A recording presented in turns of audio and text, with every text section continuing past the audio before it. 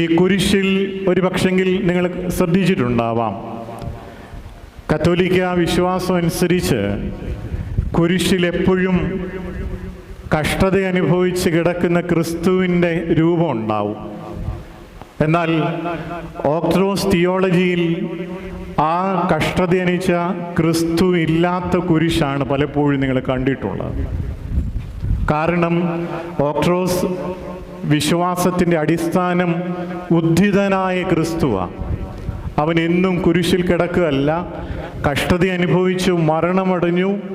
ആ കുരിശിൽ നമുക്ക് വേണ്ടി ഏറ്റ കഷ്ടപ്പാടുകളുടെ ചോരയുടെ മണമുണ്ട്. അവൻ്റെ വിയർപ്പിൻ്റെ നൊമ്പരങ്ങളുടെ അടയാളമുണ്ട്. എല്ലാ കഷ്ടതകളും ആ കുരിശിൽ നമുക്കടുത്ത് കാണാം. ചോരയുടെ മണമുണ്ട്, രക്തത്തിൻ്റെ കളറുണ്ട് ആ കുരിശിന്. എന്നാൽ